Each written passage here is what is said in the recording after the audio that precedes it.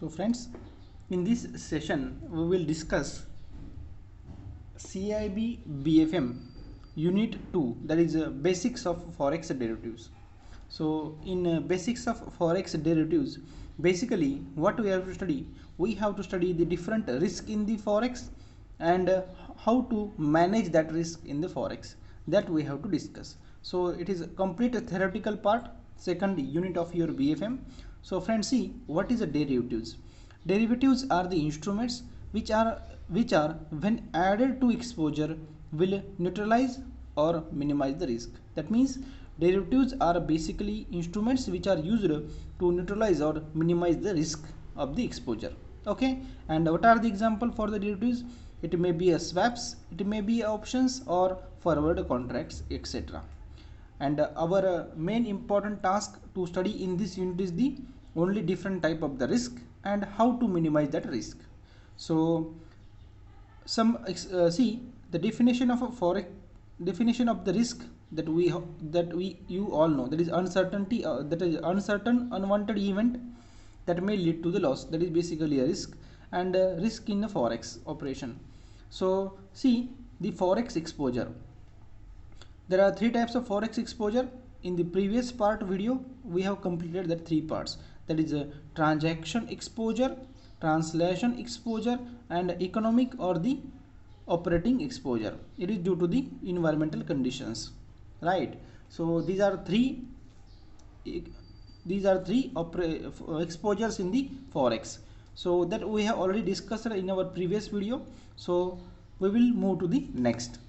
So our main objective of this unit is to study the different type of risk. So what are the type of risk in the forex? So very first is the settlement risk. So what is a settlement risk?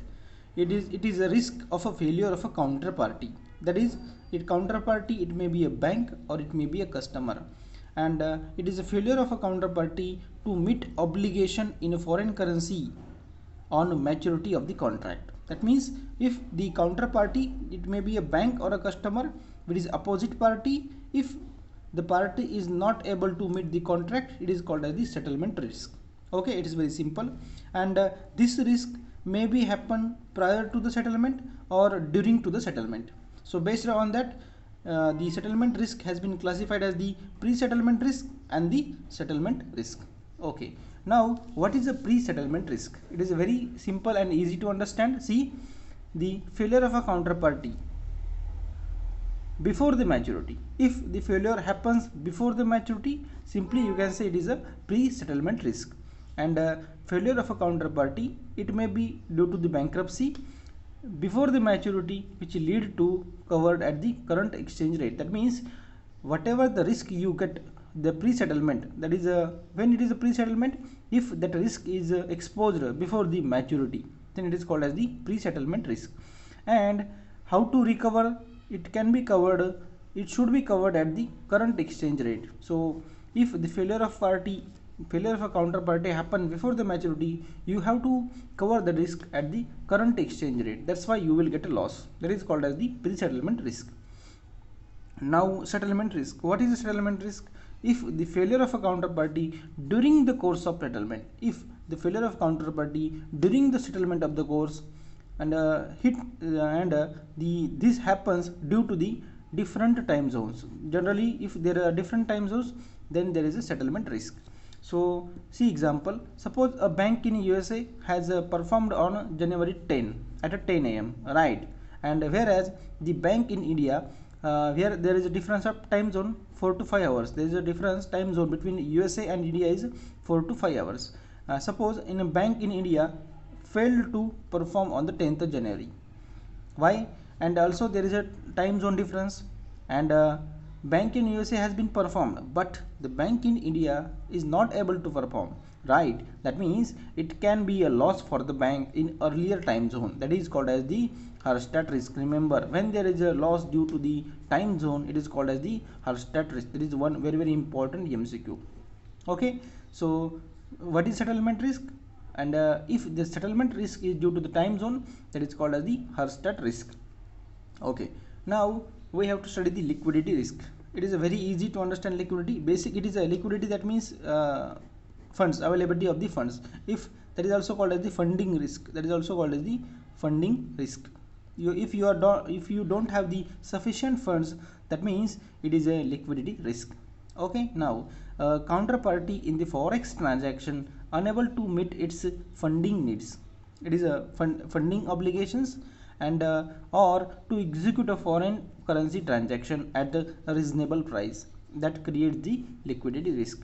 That is very easy to understand, that you all must know what is liquidity risk. It is basically a funding risk. Next, and why that liquidity risk arises? It arises due to the mismatch in the maturity pattern of the asset and liability. When there is mismatch in the pattern of asset and liability, definitely you will face the liquidity risk. Okay, our next task is to understand the liquidity risk through the example. How? See, suppose Bank of India sold 1 lakh US dollar in 1 month for a contract, but on a maturity date the Bank of India is not having enough balance in nostro account. So the Bank of India has to buy USD at the current exchange rate because insufficient of funds in the nostro account, so which will result in the losses. That is basically a liquidity risk. That means you are not having sufficient funds. That is basically a liquidity risk. Now we will move to the next. See friends, what is a country risk? It is very easy to understand. Country risk, it is an inability of a counterparty not performing its obligation due to the reasons other than normal reasons. Right? That means if the counterparty is not performing its contract, its obligation, its agreement due to the reason other than normal reason. See, for example, if the exchange control, if the some sanctions are imposed by the government of importing country, that means suppose USA has imposed some sanctions, some limits, some restriction on USA's company, then that company is not able to perform the forward contracts or agreements or the obligations. That means that risk is called as the country risk.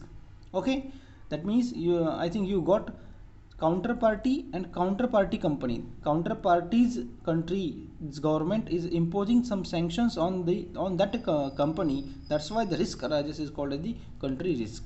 And how to control that risk? That risk can be controlled by fixing country wise exposure. So you have to fix a limit. For example, for Pakistan you have to set a limit, for Nepal you have to set a limit. So in this fashion you can control the country risk. Next is the sovereign risk. So friends, remember, country risk and sovereign risk are different. You have to understand the difference between country risk and the sovereign risk. So what is the sovereign risk? The defaulting counterparty is government or government owned entity enjoying immunity from legal proceeding. That means, what it means, suppose there is a company in Iran. Suppose take example of Pakistan. Suppose there is company in Pakistan, say Pakistan Limited. So Pakistan Limited, and we are dealing with Pakistan Limited. And according to a government rule of Pakistan, no foreign country can impose any penalty or any sanctions on the Pakistan Limited company. That means that risk is called as the sovereign risk, because this company has a immunity, from the legal actions. That means defaulting counterparty is government or government owned entity enjoying the immunity from the legal proceeding, then that type of risk is called as sovereign risk. That is very, very important. Most of the times that risk is asked in your examination. That is sovereign risk. So it can be mitigated by subjecting counterparty to different third country jurisdiction. Now, how to minimize that risk? So we should say that that is a counterparty, we should subject that matter to the third or the different jurisdiction. So what we'll do, we will involve USA, and we will say, USA, please solve or resolve our matter. That means the third party should be involved to mitigate the sovereign risk. Next we have to study the gap or interest rate risk. What is gap or interest rate risk? It is very easy to understand. Generally interest rate risk arises due to the adverse movement of interest rates and the interest differentials. Further we can say sale and purchase take place at different value and dates, that creates the mismatch in the asset and liability. So it is also called as the gap. right? So when there is a gap between asset and liability, we can say that is a gap risk. And when there is a adverse movement in the interest rate, so interest rate risk definitely arises. And how to cover that risk? See here, the gap risk is covered. The gap risk is covered by paying off forward differential affecting the cash flow. In this fashion, you have to minimize the gap. How? By paying the forward difference. What is the difference between the your purchase and sale? You have to minimize the difference by definitely that will affect your cash flow. Okay, that in this fashion you have to minimize the gap risk. Next is the interest rate risk. How to minimize that? Basically, interest rate risk is happens due to the different basis of the interest rate applied to asset and liability. That means you are applying different rate on the asset and different rate on the liability. That time the risk definitely will arise. And how to mitigate that risk? You have to mitigate IRR, that is interest rate risk, and the foreign currency gap limits. There should be a limit, so that limits are fixed. When you fix some limits, you will not face that much of gap. That means minimize the gap. You have to set the limit. Okay. Next is the operational risk. It is very easy to understand. What is the operational risk? It is mainly due to the account of the human error or failed process or failed procedure or the lack of internal control. So basically it is due to the operational work. And how to minimize that? So it can be minimized by making a proper provision of the systems, also preparing the contingency plan, disaster recover procedures, backup arrangement for the man, machine, and the process. So basic, this is the all the operational. I don't need to explain, right? So next is the legal risk. What is a legal risk? So friends, see, due to the non-enforceability of a contracts against the counterparty, this risk arises. Why?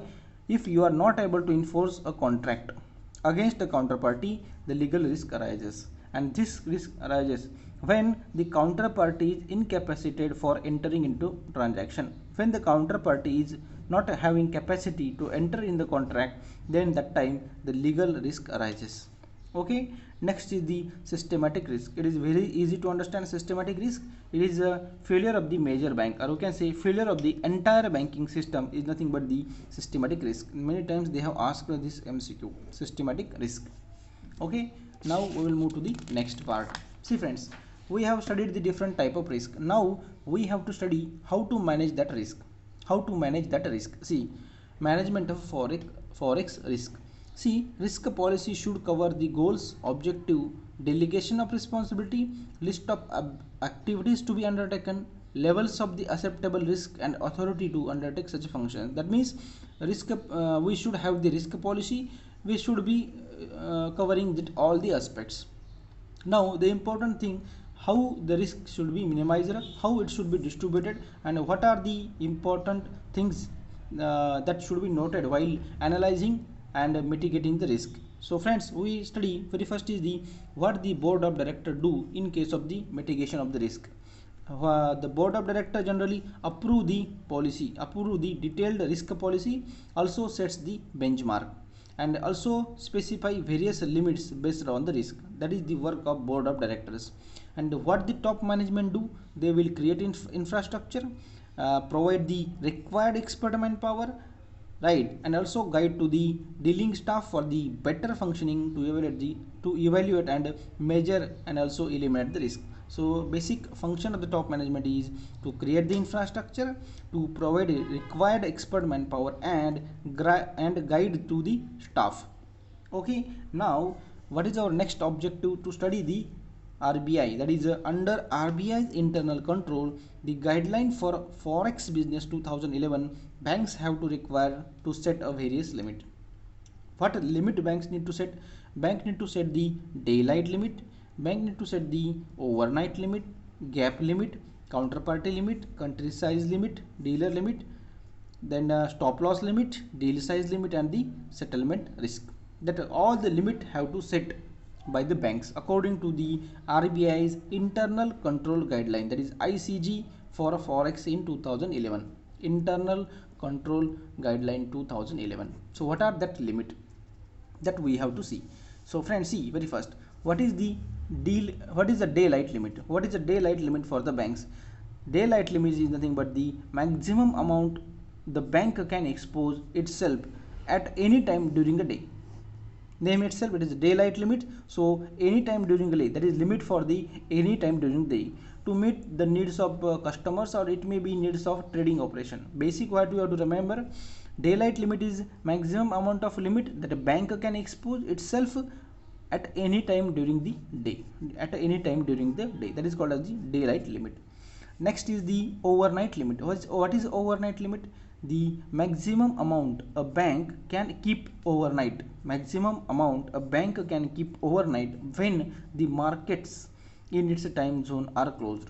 That means at the close of the day, how much amount you can keep as exposure for the overnight. It is nothing but the overnight limit.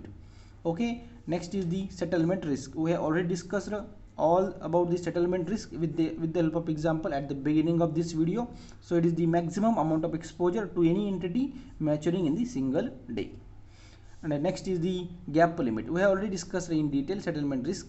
Next is the pre-settlement risk and settlement risk. Pre-settlement risk is that is before the maturity, and settlement risk is during the maturity, that is the maturing generally on the single day. Next is the gap limit. We have already discussed gap risk and the interest rate risk. Here gap limit. What is a gap limit? That is the maximum inter-period exposure. That means how much exposure you can keep for that period. That is generally maximum inter-period exposure. Generally it is in months that a bank can take. That is called as the gap limit. So there is a limit sanctioned by RBI, limit approved by RBI. Up to that you can have the exposure, right, up to the some time periods they have given. That is generally in months. Okay. Next is the counterparty limit. What is the counterparty limit? That means maximum amount of bank can export to a particular party. Counterparty means opposite party, right? So particular party, how much you can deal with that party. That is basically a limit called as the counterparty limit. And next is the country limit. That means a maximum exposure to a single country, right? For example, for Pakistan you are dealing with 500 billion. For Nepal you are dealing with 200 billion. So likewise there is a country limit for that country itself. So that's why we have to deal how to deal with that country. So there is a country limit set on the single country. That is maximum exposure on the single country. That is called as a country limit. That is very easy. Name itself, it is a self-explanatory. Now what is a dealer limit? It is very easy. Dealer limit, that means limit to the dealer. Okay. Now see, the maximum amount that dealer can take, maximum amount that dealer can keep a bank exposed during operating hour. That means bank have different dealers that are working on behalf of bank in the forex. So that a dealer are exposing the banks. That means the maximum amount that dealer can keep a bank exposed during operating hours. That is called as the dealer limit. Next is the stop loss limit. The name itself, it is a self-explanatory. Basically the maximum loss limit in case of adverse movement of the foreign currency. When there is adverse movement of the foreign currency, how much loss you can tolerate. So there is a loss limit set by the bank. Suppose SBI sets that we cannot tolerate a maximum loss suppose 25 billion. If there is a more loss than 25 billion, you have to stop the working. So it is the stop loss limit. That is a limit set by the banks. Okay. Next is the deal size limit. What is the deal size limit? That is a maximum amount of a deal amount that you can do transaction in a single deal. That means it is a limit for the single transaction basically. That means how much you can deal at a time with at a counterparty. That is called as the deal size limit. So suppose you want to deal with the suppose you are dealing with one party, you are dealing with second party. So there is a limit set by the RBI, right? Suppose the limit is 500 billion. So you cannot have a transaction with any party more than a 500 billion. So it is called as the deal size limit. That is basically a limit of the deal. Next is the settlement risk, that we have already covered settlement risk and pre-settlement risk. So in this fashion we have completed our second module, that is basics of a forex derivative. We will continue our discussion. Thank you friends.